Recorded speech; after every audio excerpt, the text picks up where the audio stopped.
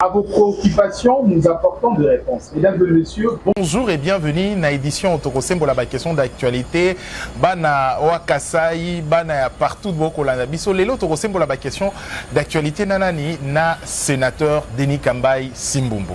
Azali moko ya bato boebie, mais lelo akozongela après Bongo Ngonga mingi vraiment azalaki na silence face à trois professionnel ya média na kozalanga mokote na droite nanga mwana mboka Jean-Marie Gazamba mbote na yo mbote ndeko télé océan mbote na yo mbote ndeko Raphaël. Ensemble tout ça l'exercice soyo en face il y a sénateur Denis Kambai mbote na yo sénateur Denis Kambai mbote RAF mbote GM mbote télé océan télé Lumu, télé Océan.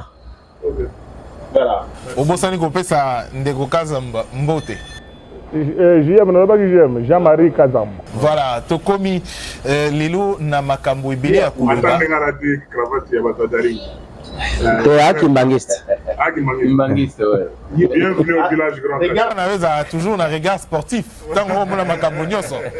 Alors, mon amboka sénateur Denis Kambai Batoba Kota Labino, Mikolo et Koleke Belé, mandat liboso espoir ezalaki et kendaki moi moké, mais bo réarmement bo pesaki peuple espoir que deuxième mandat Rosala, mandat moko mema kimia na makamu mingi ya malamu. To komi a plus presque une année déjà, il y a mandat liboso 145 territoires to komi wapi avec tous ces projets aux ala qui perceptivement il y a malamu pona mboka na biso. Merci beaucoup. Merci Raphaël Walukonka. Ya liboso na lobaki naza Patrick Mouyayate. Je ne suis pas porte-parole du gouvernement. Legi nanga mutolia kambongo na communication gouvernement to komi une bonne question adressée à Patrick Mouyaya où je ne suis pas Ngindu, le directeur de communication du chef de l'État. Mais na souci à répondre na mutuna na yo parce que oye na village au Lobageno mulopo ya répondre na mutuna na biso te mangwetali 145 territoires to Kolobaboye biso tozolanda c'est cet endroit ici a ande ngana bino tozali ka 3 na ba chef coutumier to lobaki ke to komi comité de suivi synergie de notables ezali comité de suivi ba projet tout ya développement. Il y a espace, il y a Grand Kassai, de sorte que si Naje Kalandela Kango, ils ont ça les matés. Après, enquête menée. Après, information autozanango na IGF. Tu constater que non, Moussala et Salema qui ne fallait pas et Salema. Il y a un autre Senga, Ndekonabiso, ancien directeur de cabinet à Mokonjamboka, Guilin Nyembo, on a commis un plan. Le temps où on a 100 jours au Sala, à Sala effort. Il y a aussi l'évaluation. Mais nous avons beaucoup d'informations.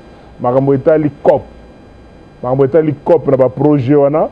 Oyo ba opérateur ebele économique otolandi, ba ba gagner qui va marcher. Ebele obso to contacter, na ebso to mena que to dans ba document na ba éléments. Nous disons pas des choses. Il y a aussi la sensationnel na micro na bino. Et zalinde ya ba gano ba to na nyonso ba ko lela memo kondi. Oko chebso singana kingo. Que dans le territoire de Dibaya, rien n'est fait. Biloko na niveau de la fondation, le territoire de Louis Zakuna, biloko mativement ya malongate, Bademba Kazumba, Dimbelenge, Kasai Chikapa, Kasai Oriental, Sankuru Nalo Mami. Mais difficulté là, aux gens on a opérateur économique. Tous les difficultés au salarié, barope sayo mbongo 100 francs. Mais baro mbongo on a 100 francs, baro zela ozong qui sera bango 30 francs ou 40 francs. Il y a une justice. Bien que je fais un clin d'œil na ministre, na un clin d'œil na ministre d'État, ministre il y a justice avec ma information ma il y a mon thème ma bé. Na bolenge na un jeune qui veut voir les choses changer et comme il y a poison dans le bureau. Et bagende ko attaquer to o kindogyo vraiment nzambe ya fumuki mbangu mabele ya Congo batala ka bato bazala mitema ya ndenge na kolinga ko salela bato mabe innocemment. Mais si Dieu existe, il existe déjà. Si il existe. Il existe. Merci. Si il existe, na bateau n'est pas s'occuper de bango. Parce que nous ne pas protéger inspecteur général Nabiso et finance. Oyo à permettre Biso de l'auto et 145 territoires. Avant, tu attaquer ministre et plan. Ndego Guilé Nyembo. Oyo missionné to lobelaga. Parlement paysan, Assemblée nationale, Mikolo, avec président Vital Kamere, je sais comment il fonctionne. Donc nous avons travaillé avec lui en 2006, 2008, 2009 avant à démissionner pour la Marambo et les Gagui. Mais c'est une personnalité qui s'est donné la parole, surtout dans la commission d'enquête, dans la question orale avec débat. Ndeko Guilé Nyemboe, Sala Moussala Nayo, Sala évaluation, parce que 145 territoires et Tamboli Malamo, trop de détournements, trop de rétrocommissions, et pourtant, ils ont un projet Mogo, ils ont un micro, question, on pouvait répondre à ça aussi facilement. Voilà comment je peux vous répondre d'une manière scientifique. Il y a Moussal est Tamboli vraiment Malamouté, mais Togo Senga, sincèrement, le ministre est à plan. Parce que Bilo on a tout les autres dépendent du ministre il y a plan. À ça l'enquête au pays. Parce que nous avons déjà un document, il y a une enquête au IG face à la. Nous avons les informations. Mais nous avant tout interpellation ministre Sara Moussala Naé a changé les données. De sorte que les opérateurs au marché, pourquoi ils n'ont pas fonctionné comme ils devaient le faire. Parce qu'au finish, au retour à coopérant en Athée, au retour à la président de la République. Donc, on a vu que a suivi à Makambouana, vérité et yébana. Mon amboka Demi Kambai, Obe Makambo, Osili, Mochiluba, Moaf Mukujamba, Moabeu, Mutu du Tumvoluta, Tulujinalo, Chifaku Chakasai, Boakujuka Bitangila, Louis Bakulu, Bibajibi Abulaba, 145, Heshilu Kamanakumia Nine Bitano, Don Sholom Shindu, Moito Mufila Boulon Lodge. Kadinyo, Tumvoa, Lumu, Lupatuka Kumachin Kuab. Bien zedi bijanu biobi mwapi. Bivu bifile bwa ne chilejelu, chifwa, bifile boulon di bwa, jilu bakulu anjila wa kalambambuji, le leu, bifwa, bwa limidi muyonsu, tuitumvo ni mbimana. Kadinya o tumvo kabidi bwa ni, mu boulon di bwa lui bakulu à 145 territoires. Bien zedi bijanu biobi mwapi, biani, bakupesha, makotalukama, dilolo, uhinga jowe makumwanda mtekete. Budi mwapi jingano yikwenze wewe ni makumiasatu. Pinyo, padibi yebika na kwao. Mbwani bulongo ndi bwa 145 territoire, ni buloka bidwa kwa toka ni franc ya liba kwanyi peshi before tu bula bion subishala bya mushino bya. Parce que la Jean-Marie Kazambo bolo konkolo bolo mushinga mukon. Njingama ne tuvuno no nukuchota mu village Grand Kasai yemo. Utuvamba bwani kato ambakulekele ka bijibi ni banko vyongo. Baje makutambula mataje ka bebesha to. Tubaluka tibanga ta kan de pouvoir wetu. Avec l'accompagnement de l'autorité traditionnelle de l'espace Grand Kassai, donc on a demandé tout inspecteur général de finances. Tout cas déjà un rapport. Moi monsieur du milieu moi il mien de bim peto moi espace Grand Kassai, moi j'ai malade j'ai un projet à 145 territoires. Rapport tout cas du ndeo. Tout dit tout le monde boané. Moi né tout Guilé Nyembo, ou du ministre d'État couplant un c'est bien de moi parce que ministre ça veut dépendre du ministère wa plan. Bon tout le monde boané. Badji mokuto muntomo mbangani chance zambi mobwele mfumwaji tunga muteke mwana etu constant mutamba uji ubalwanganyisha parce nous kwenzele bibi ton ma poisson na ma image ku bibi dans ma réseaux sociaux ma télévision tout le monde muzambi bona zambi amusamba mukwachishe waye kwambulisha jitunga jetu ne mfumwaji tunga pour moi tu imagine na bwalo banto bovenza mujimo mushindo bikala complicité de ma réseau ma chirishilane wabikala babanyanga na jifoeta kadimpinjo mutu kama no bivi ni banko vyon kibobwa ni mikande tujinaye iji muntu no ambiro bana to fumu memba va pêcher 1 million mo 1 million va me pinga 300 000 400 000 kimu kibolo ka biji muji mishi moi mishi c'est ça la vérité katika to baso ni bivoto kile mukana mo tuto mukelenge ministre wa plan anga ta responsabilité yebe chana na ujo le bukulo complice les boss ba jimu chaîne wa jiboto le jamala makutao ko tukuju kwenda kufa anuku dibana babena kasai bo bonka yabo Mouchima Moupi, l'ennemi du Kassaïen, c'est le Kassaïen lui-même. Parce que tellement quoi je comprendre tout. Donc, chez moi, beaucoup la possibilité, 145 territoires, y compris le territoire Yamoueno, Moukassai. Mais pas du monde le cas bien de tout. Quelle est la sanction? En tout cas, je ne suis pas bien. Qui va nous amener alerte tout lancé. Ma contact à tout le monde. Tout le monde est monté. Ministre de la Justice. Quand Bakou Birigeleto, inspecteur général de la finance. Quand Bakou Birigeleto, les erreurs du passé. Erreurs il y a 2019 à 2023.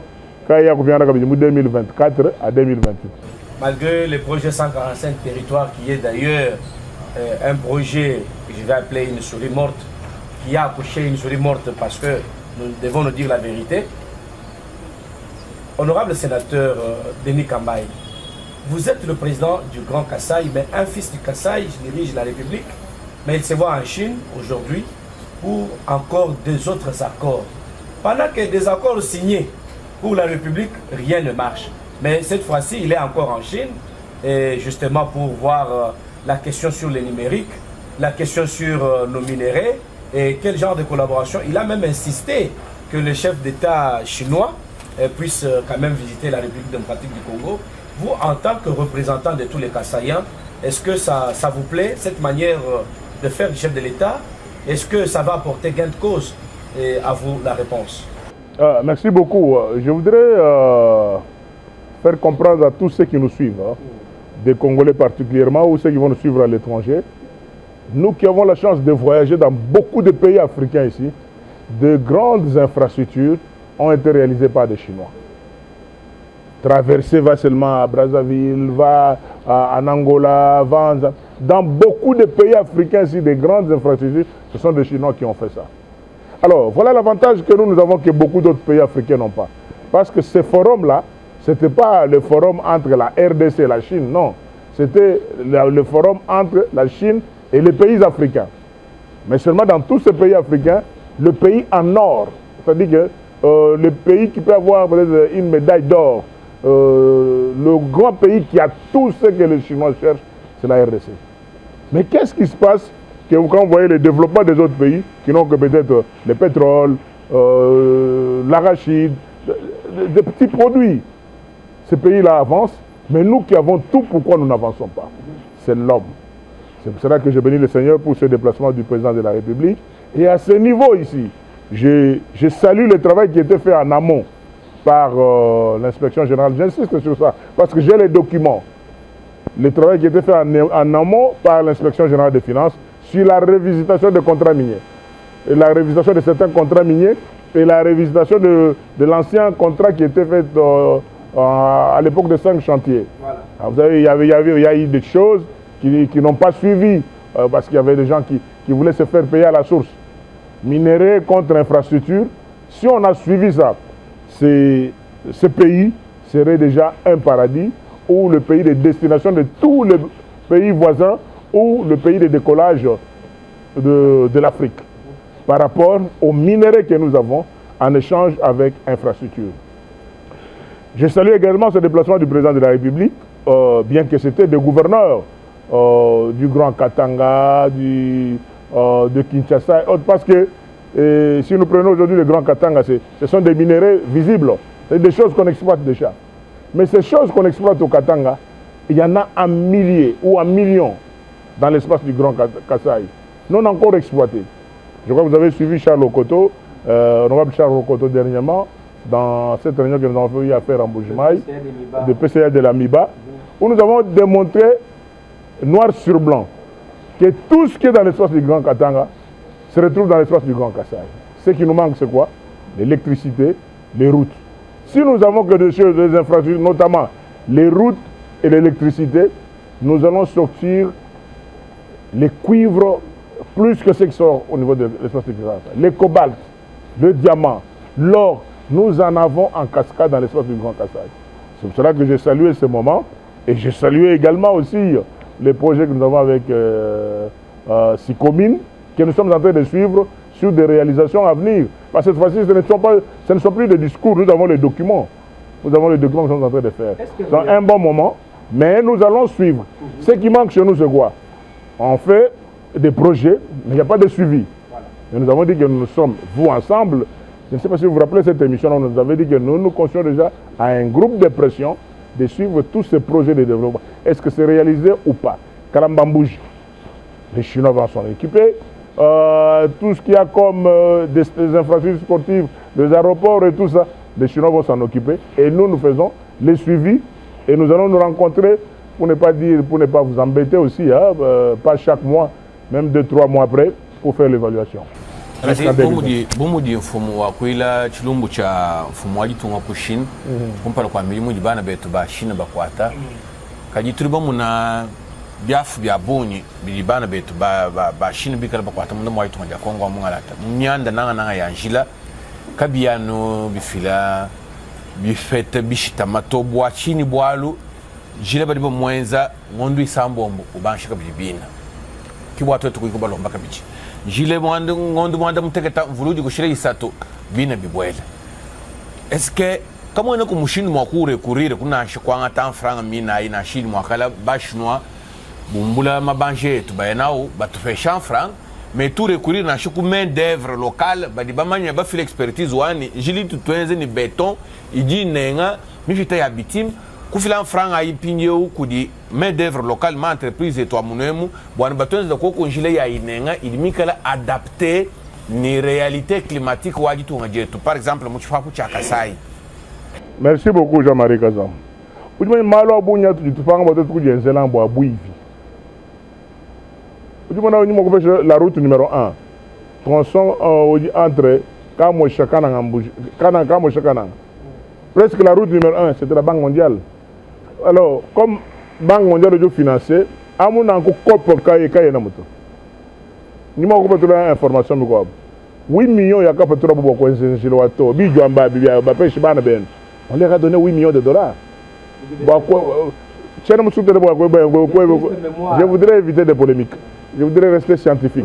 J'ai dit ceci, je réponds à la question. Bana ben. Parce que pêche 8 millions ba. Ba il va le cost. Quand tu justifies un seul franc. Vous comprenez? Alors qui boit le cas et tout en boboane. Ba chinois ben ça me dit moi mais Bikal ne va pas contre-mettre, il va contrôler Marangila notamment OVD ni Office de route. Nous avons quand on demande bon benza 100%, il faut quand même à travers le ministère ou à infrastructure, c'est ça le problème. Bon, ma information à bout tu n'as pas quand tu branches moi que l'on le malo à projet, bant va dire benza midimu chinois ya ben parce que ce sont les mêmes chinois. Ba benza midimu Congo Brazzaville. To kuma makoma poto poto non ce sont les mêmes chinois ba benza midimu Angola. Mais, ce sont les mêmes Chinois qui font le travail en Angola, au Cameroun. Mais ici, ça ne colle pas. Pourquoi? Parce que les gens sont derrière. On veut faire la route de 10 km. Non. Sénateur Denis Kambaye. Parce que sur le vivre chinois, parce que je n'ai pas dit chinois na souvenir il y a mémoire na biso ya ba congolais à l'époque il y a maréchal Mobutu pourquoi il chinois ba sala ba infrastructure il y a malonga na mboka na biso stade des martyrs par exemple ils ont ba chinois palais du peuple ils ont ba chinois palais du peuple et nani qu'est-ce qui se passe entre régime ya Mobutu ba chinois ba sala mingi ici est-ce qu'il y a un problème il y a alliance chino-congolaise lelo ils ont peut-être ils ont boité est-ce que ils ont tous par exemple ba prisonniers chinois ne ba ya otonga awa depuis 5 chantiers lelo bilo onyo so ba tongara et c'est Kofi futu na futu foutu 5 mois 2 mois reprendre le gars ba na ba chinois biso ba komo ba bilo ba chinois ou me la raté alors que na période à maréchal ti lelo ezali mais ce sont les mêmes chinois ils n'ont pas changé. Ce sont les mêmes chinois. Vous avez des prisonniers chinois. Le problème est qui est derrière ça? Qui fait le suivi? C'est ça. Parce que les Chinois, on les associe. Il y a toujours une agence où ils ont chargé de suivi. J'ai dit que Italie, Voirie, il y a une ville Nabiso. Contre-mettre toujours OVD à Simana pour la est-ce que niveau normal est-ce que goudron bâti coquille ciment bâti OVD au Samusalaï grande route c'est l'office de route vous comprenez mais ceux qui au Samusalaï coopérant mais oui c'est parce que place au cherche deux filles à bitume te aussi maintenant chaka fimo a bendi rétrocommission. Vous comprenez? C'est ça le problème. Nous devons avoir des hommes conscients pour que nous puissions avancer. Alors, la question, s'il vous plaît. Question, na linga la pete, nga ki totu na yango, pour na ba Congolais, ba Kolanda. Lelo, Alliance Wana, elo koni ni torozela comme retombé na makambo matali, Alliance ya Chine na Congo, ba tata mokonzi ya kei kuna na Chine actuellement. Merci beaucoup, Raphaël Walukonka. Na commission Nzambe mingi ndenge mokonzi mboka a participé na forum wana o ba président ba payer belé kindai na ba payer ba zaka na eloko te na sama belé na bango mais ba teka biloko ba voisin bango pe ba kindai mais na masolo ba yo comprendre que non kolondako plateau ba doya ko yi ba za bi c'est RDC. C'est le plus grand pays producteur, il y a autant de minéraux. Il y a des kindai ko kutana bande ba so ba chinois. Yango permettre que non voyage wana que Hermo Konzanboga a Rozonga Awa. Aïbarocha, l'homme qu'il faut à la place qu'il faut. Parce que ce qui va checker un bateau, dans la logique, il y a se servir. Et ça, un peu égal, servir, se servir. Mais comment se servir, oui. Donc, il faut que les choses changent. Parce que c'est un grand projet. C'est là où place Nabandagi qu'on félicite l'inspection générale des finances Nabiso. Où il revisite qui va contrat chinois, où il a qui modèle à Kala, la période de 5 chantiers. Il y a autant la gueule, mbongo ezali gobima. Na musala ou esalamaki yangote. Maintenant qui est suivi ezala à travers les contrôles citoyens de ça à niveau inspection générale des finances, de sorte que ce que ça dit au tandem inspection générale des finances à contrôler, au makambo simbité frappe na niveau du ministère de justice, où vraiment les lois vraiment bon dima, nous avons comme plusieurs fois dans l'émission que ça n'a pas passé, que ministre d'État Nabiso na âge na yewana que bando ki muso ko motema mabe ya ko komati ke bagende ko empoisonner bi te oza kindoki yango lokolo lobe ke nzamba zali te lokolo ndimi ke nzamba zali. Est-ce que na ko continuer ba parole ezanga? Est-ce que boko continuer parole na? Est-ce que boko ni magana sisa ngalo bananga nzamba sunga vraiment que à s'occuper na bateau wana lobi te ke nzamba zali Kambai nzamba sunga Denis Kambai, vraiment s'il vous plaît. Je suis fils d'un pasteur, hein. Et va naïf zaïnam. Oui. Il faut que nous avons un pasteur. Donc vous avez l'esprit de démon, vous avez le nom Jésus, il doit faire ça le miracle à travers la Belzéboul. Je suis fils d'un pasteur, naïf Bible banda Genèse et Apocalypse. Usanka bwa lwendu lwa Felix Tshisekedi muji tunga Chine wamba ni bobu balo kuneku ni ba chinois il suffit watu etu balo teka suivi malo ajimwa kwakana wele Gilles alingete bilongo kumpala kwa IGF wa mulimu jumukala kwa kaito tukweli konkubwani muna frangi jimiba mibumbula muchifafu cha Grand Kasai mwakale jibeli Kasai ukamupinga na chifafu cha kuendelea bwini kadilelo muna Kasai shidamu tatabu shidamu ukalaba panshi kubina wabuivi bwa bana betu kadibana betu bajibi ba franga yi tungu tele mwabe o million wanda mukulu ya ku loko jibeseko achi mutu di bon beseko muy bambi ba franga 8 millions mi tungu la bambuji franga miba tungu franga mibileko retro commission bijwe wambas même tchana mutereme na bantu to wana buboto wa bantu ko betoro no kanda yimutu tel même tchana munu teleto jamari kaza moyono de na she mu bubutu na she mu munya chigano mbuivi pinye ulukongo lujinu kweo chikala bajibi bamu chifafu cha Grand Kasai chilejeru cha bobu nchini bwalika kwena muntu jibakwata kakwena muntu jiba interpelle na shibwani afinga je kuna shimike sai bwani muri mweza kato chiri mwakutu chadikile bwani muri muri mfumu ikakwata kushina wakutu ajeka matanda ni mwakwibaka nibibaka bimpanchini bwa babu kumpa na kuchengelu biba benda na ipinye bakani bibombo bajiteka baba bigile mufana ni bayin tishabi. OK, babu bibo kumpara mutambo ministre wa justice. Moni mwadi ministre wa justice kwa to ni webe jibwane Bah oui, beaucoup parlent. Mutambo, vous ministre de la Justice, Anne. Binye bibi jingani anu mutambo ye ko kwa tani beshi. C'est toi de boine. Mutambo wa ko mo ku ka kwa le bibi boine. Ba ni finga ko min mke sin bibi. Ouais, aujourd'hui on a une histoire au Ancien Testament. To ka di mu Nouveau Testament. Tu to ko mu pe pasika. Ah, bibi babi abi mana ko shimina ja. Tena mwamba na ko ngabi shi mwamba tu. Mimi mwamba boine. Dossier yon swai. Musimwa boine ba di mo zolo ma tiroir. Umubi uvani umubi. Quand on va ouvrir les placards. Ni ba ka on placard ha finga yes pour la bain. Bueno, quand même, au juste moment, il y a mon cas chat, il y a quoi t'as fait moi, bon, et comment me font signal. Pas d'information de quoi la parole au ND. Nous suivons. Au moment on va le faire. Nous mouvons ministre de la Justice.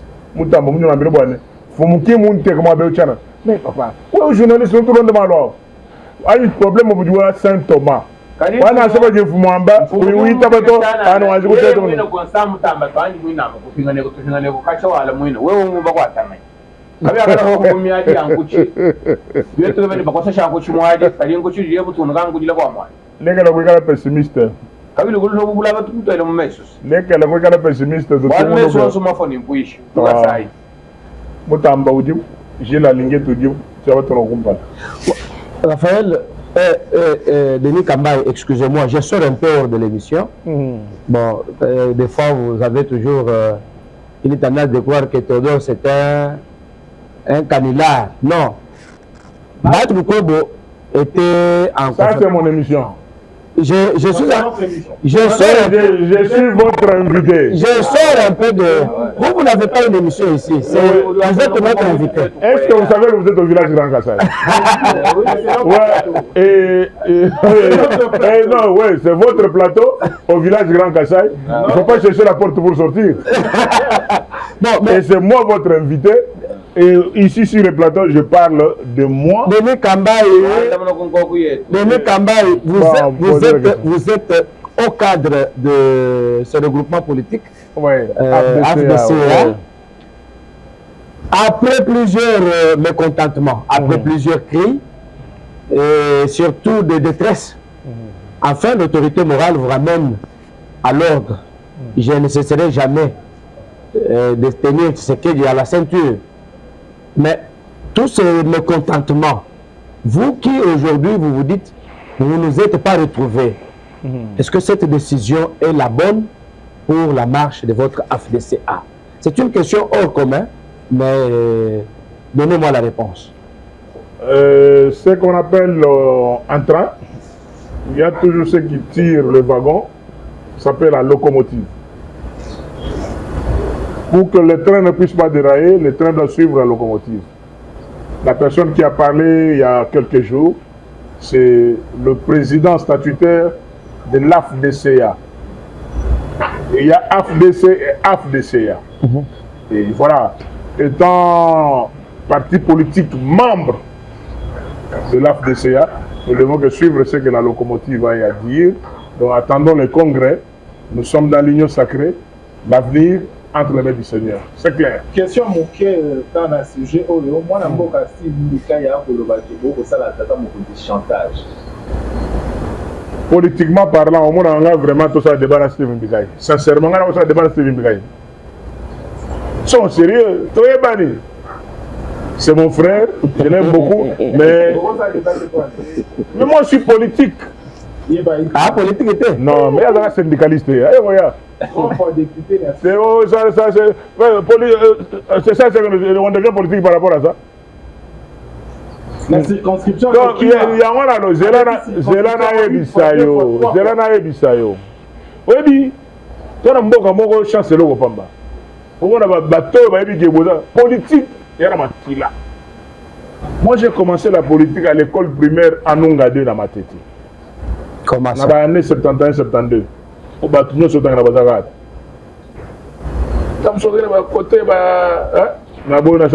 Mais moi, je suis politique. Et à l'université de Kinshasa, leader incontestable. Maréchal Mobutu dit que je prends congé du impère. La seule. Zelana Silissa.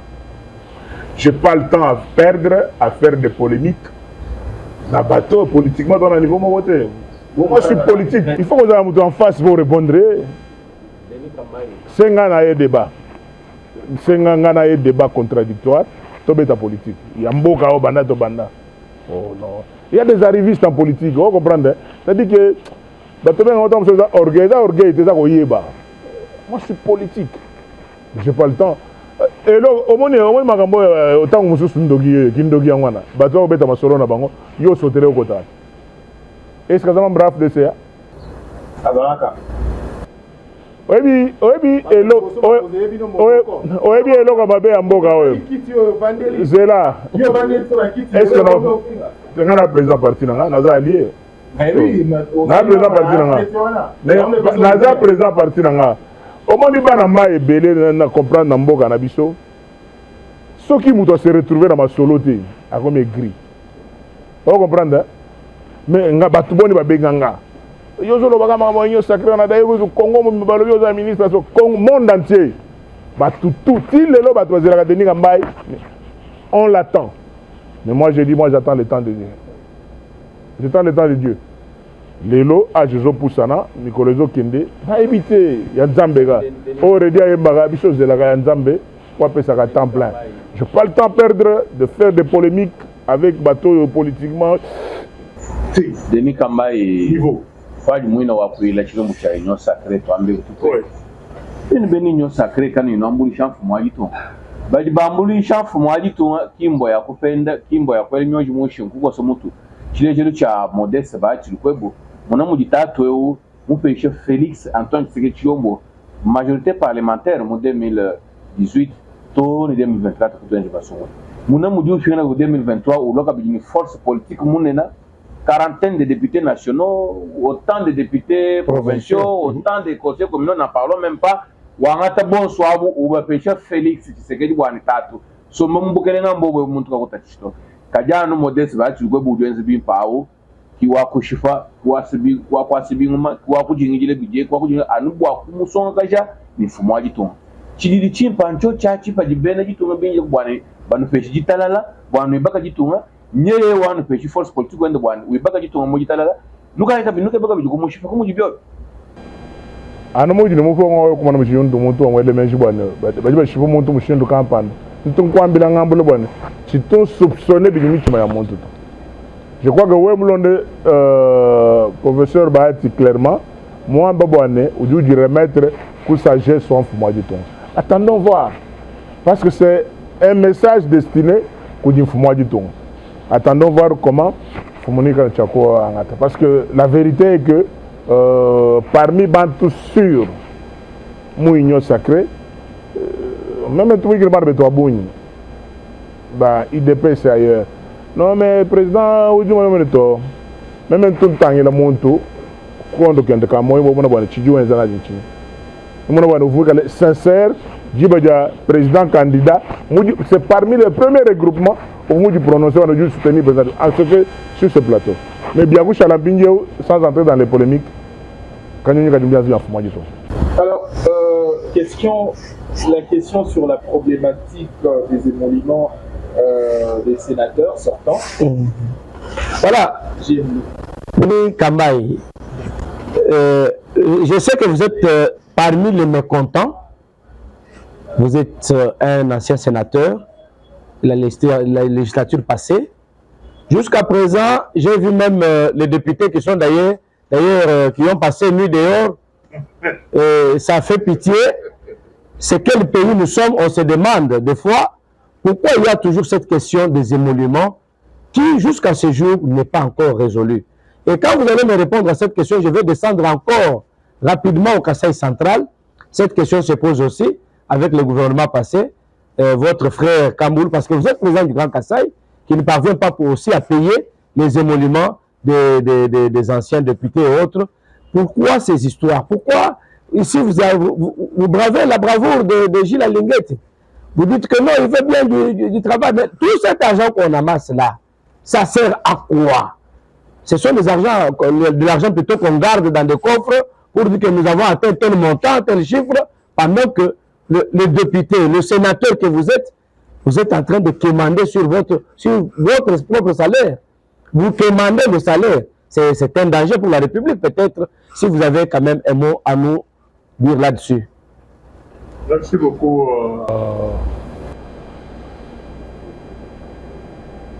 Monsieur Telem, Lo Mouchamboui, je te dis merci pour la question que tu viens de me poser. C'est là où je parle calmement pour dire que s'il y a encore de personnalités dans ce pays qu'on peut accompagner, c'est des personnalités comme Gilles Alinguet. Vous comprenez qu'un inspecteur général des finances se décide de se déplacer lui-même pour aller voir un dossier de vieilles personnes comme nous. Nous nous appelons chambre des sages. Si nous étions réellement des sages, nous ne serons pas comportés comme nous sommes en train de le faire actuellement. Donc, l'inspecteur général des finances est obligé de descendre au Sénat pour aller voir, constater un détournement fait sur les émoluments des sénateurs sortants. Le détournement est consommé. Parce qu'avant, je pensais que le bureau d'âge était de bonne foi et pouvait résoudre ces problèmes sans problème. Et pouvait résoudre ces problèmes sans difficulté. Permettez-moi la tautologie. Mais il vient de constater que non. L'argent destiné au bureau sortant, aux sénateurs sortants, du mois de mars, du mois d'avril et du mois de mai, cet argent a été détourné par le bureau d'âge. Et probablement déjà aujourd'hui, l'inspecteur général devait être là pour constater et échanger avec le bureau actuel comment on peut résoudre ces problèmes parce que c'est notre droit. C'est le droit des sénateurs sortants. Mais déjà il y a quelque temps, nous avons appris que le président du bureau provisoire avait signé une lettre envoyée au budget pour demander qu'on peut. Donc on allait payer 2 fois les mêmes droits du mois de mai. Nous sommes où? Nous attendons, nous reviendrons encore par devant vous si le dossier n'évolue pas, mais c'est à l'occasion, au nom de tous les collègues sénateurs de la dernière législature, de dire merci à l'inspecteur général des finances qui s'est mis debout pour suivre ces dossiers pour nous, mais quelque chose qu'on pouvait éviter. Tout ça, c'est des leçons de l'avenir, des questions du futur, pour que nous puissions comprendre ce qui est pour l'État, ce qui est pour l'intérêt général ne doit pas être confondu avec l'intérêt privé. Ce n'est pas normal. Ce n'est pas normal du tout.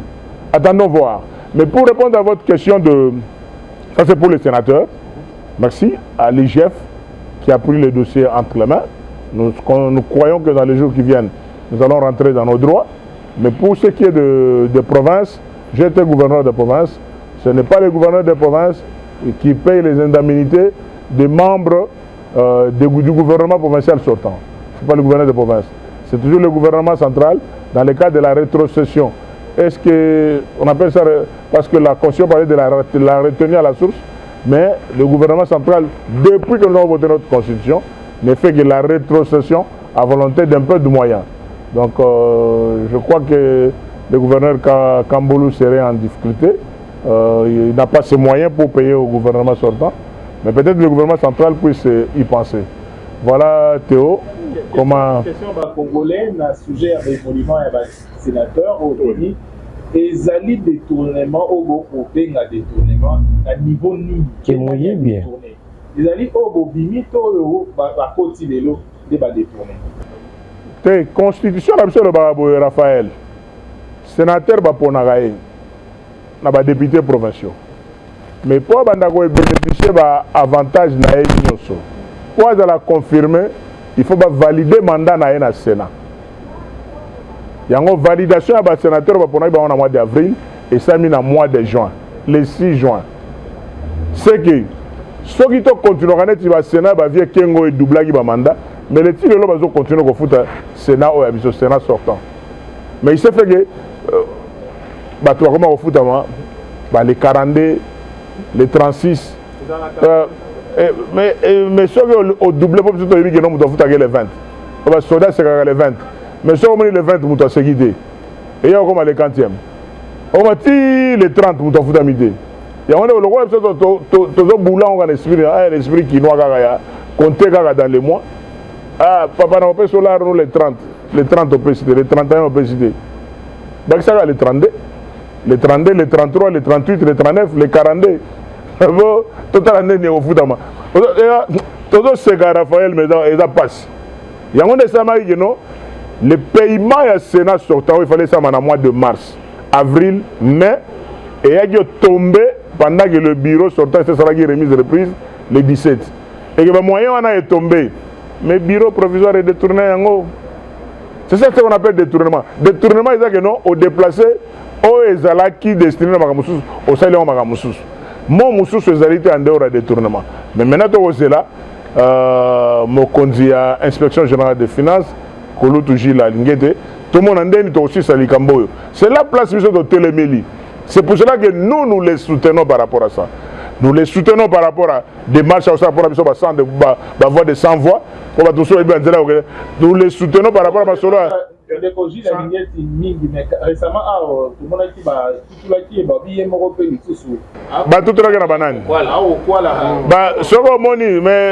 on a approché le dossier de près. Ils sont coopérants. Vous comprenez? Au moment système mogo ya ba mibi bazaka série mogo akala. Wo biso ba to vana na cité ba matete ba lemba ba nino yoka. Moyibi soka ibi déjà bazoka kanga moyibi o mona pe moyibi ngo zoki azobela kanga ye moyibi go. Azobela kanga moyibi so finalement moyibi azabi. Il y a un système. C'est-à-dire que biloko to eba yangote. Lilo to mona ba recette mati. Recette mati ba contrôle nazana ba master ebele zerana sisa est-ce que beaucoup permettre ngana sisa émission na boza gentil bino wa journaliste bolo baka tous les jours na micro toyokana est-ce que toyokana micro eza bino boulot na bino eza micro lisango mais so pesi ngamo tambo tikela nga tango na pardon na temps oya ngana zolo ba boyoko biso so to soutenir c'est parce que tanga moyibi Moyibi a comment belle la sikoyo na muto linga okanga bokanga moyibi. On comprend systématique. Mais siko tozo tala siko ba dossier de prêt. Tout le monde va mibi. Bon, nazo pesa exemple. Chef de l'état est moko nzamboka fachi beton toza na kananga. A lobby qui atindaka 6 millions de dollars pour aménager terrain à barrage à Katende.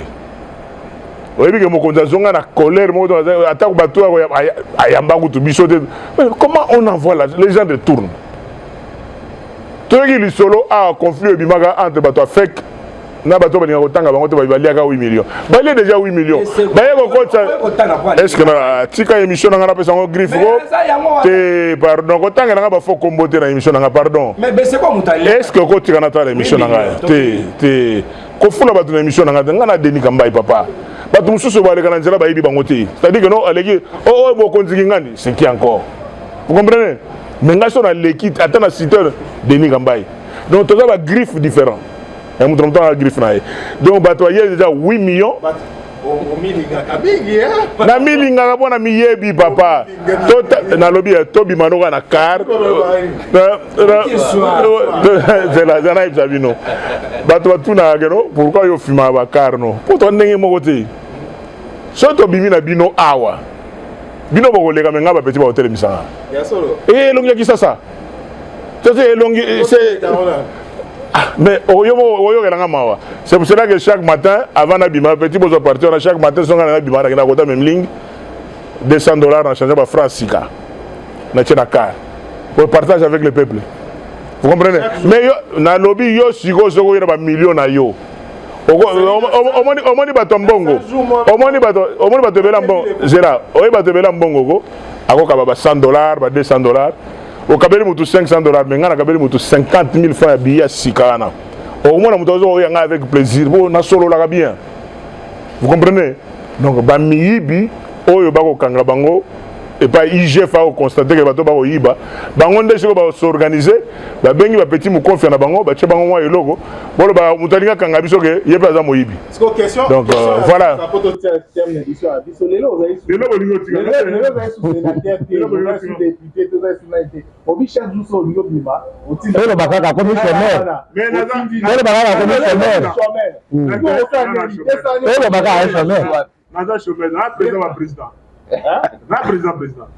Président.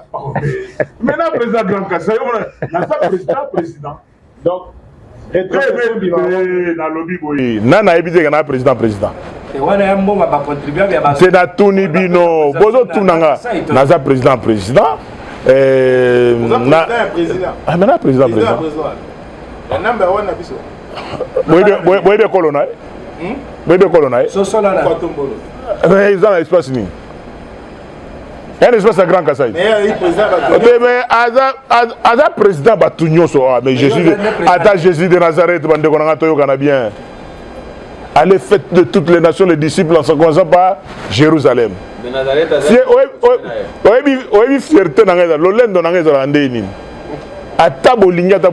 je suis président du président. Ah donc, indirectement, après sa contribution.